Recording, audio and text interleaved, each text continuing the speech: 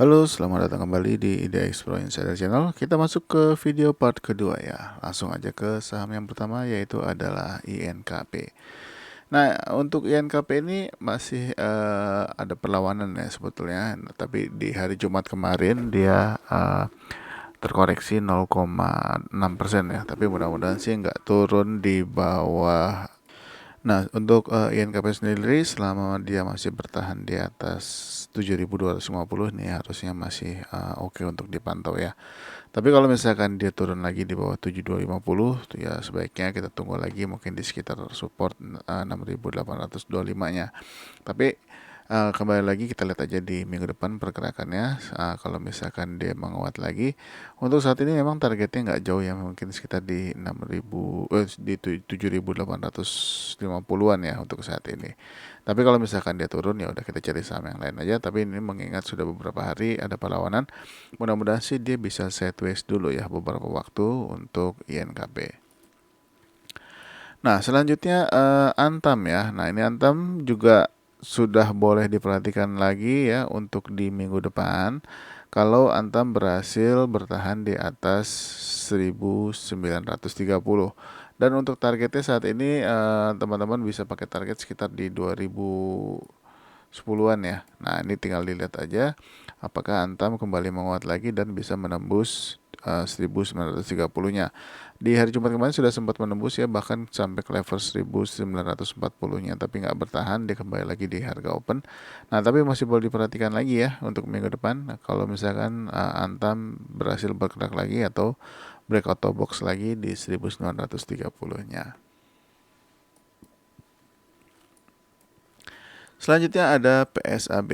Nah, untuk PSAB masih koreksi, sudah 2 hari koreksi lagi 0,9%. Nah, ini untuk PSAB sendiri ini boleh diperhatikan ya kalau misalkan di minggu depan dia kembali menguat lagi.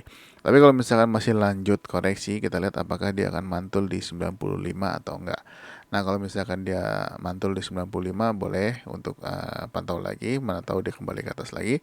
Tapi kalau misalkan ternyata di hari Senin atau Selasa besok dia bisa kembali menghijau lagi atau bahkan bisa breakout dari 107, ini akan sangat bagus untuk PSAB.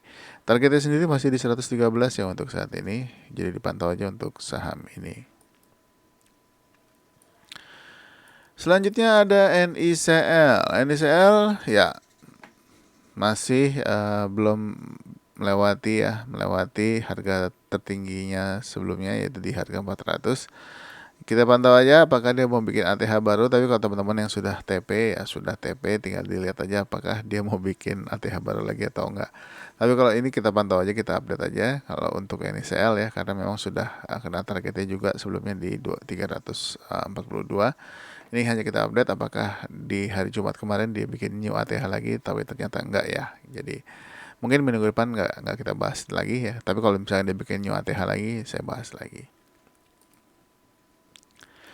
Selanjutnya ada BRMS. BRMS juga berhasil breakout top box 163 ya dan closing di 165. Ini bagus.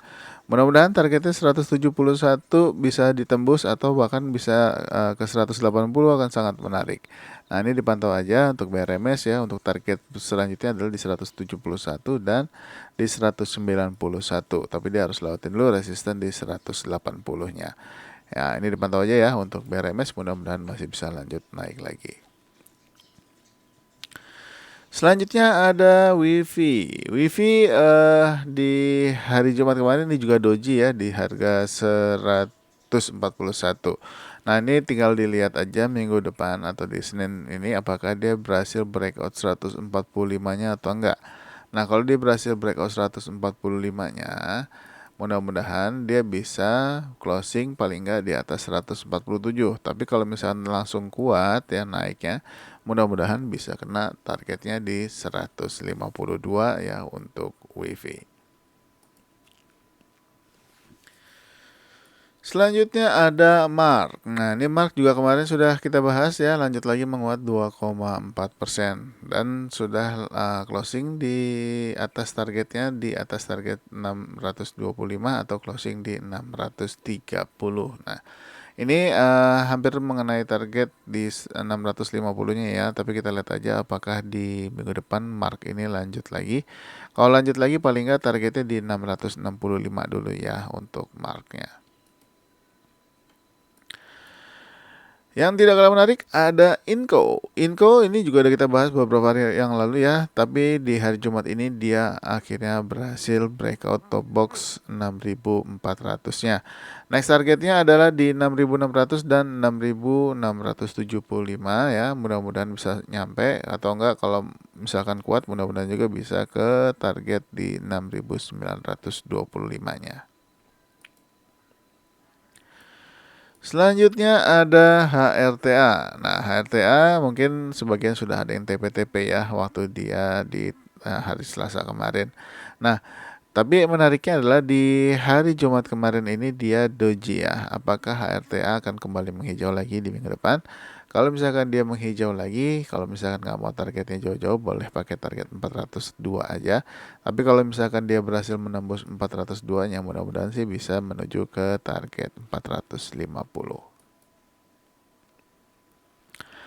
Selanjutnya OASA. Nah, OASA ini belum berhasil lewat dari area 117 ya. Nah, ini teman-teman bisa perhatikan 118 ini cukup area yang cukup kuat ya di area 118-nya. Nah, ini kalau misalkan dia berhasil menembus dan kuat naik ya, targetnya adalah masih sama, masih di 131.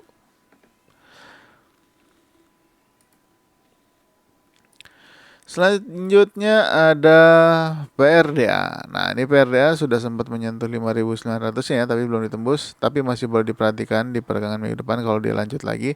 Apalagi bisa menembusnya. Target berikutnya adalah di 6.150 ya. Kalau kuat dan bisa bertahan di atasnya akan sangat bagus. Apalagi bisa closing di atas resisten 6.175-nya. Selanjutnya ada Omet. Omet juga ini kembali lagi di atas harga 200-nya. Mudah-mudahan sih bisa lanjut menguat ya untuk Omet di perdagangan besok atau minggu depan. Nah, ini kalau misalkan dia berhasil breakout 206, targetnya 208, targetnya masih sama ya di harga 214 ataupun 218 atau bahkan di 220 untuk targetnya. Nah, ini dipantau aja untuk Omet, mana tahu dia kembali menguat lagi di perdagangan minggu depan. Selanjutnya PV. PV juga menguat 4,9%. Ini kemarin udah kita bahas di hari Selasanya ya. Di hari Jumatnya akhirnya kembali menguat lagi. Nah, ini lihat aja kalau dia berhasil breakout top box 175-nya ya. Targetnya adalah di 191 dulu untuk saat ini. Selanjutnya ada untuk SDPC ini kemarin di hari Jumat kembali menguat ya 3,3%. Nah, ini sudah menarik lagi karena dia masih bertahan di atas 234. Tapi jangan buru-buru dulu, santai aja dulu. Kita lihat pergerakannya, mana tahu dia masih mau santai-santai dulu di atas 234 ya. Tapi kalau misalkan dia sudah mulai bergerak atau closing di atas harga 250 atau di paling nggak di 24 di atas 248, ini sudah boleh dipantau lagi.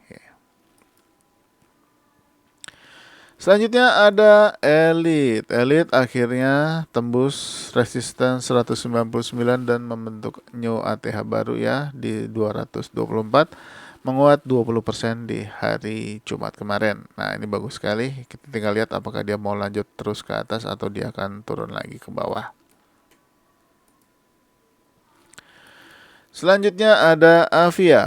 Avia ini juga ada perlawanan ya. Ini sempat menguat 3,5%, tapi nggak usah buru-buru, dipantau aja dulu selama dia nggak tembus lagi 570 ataupun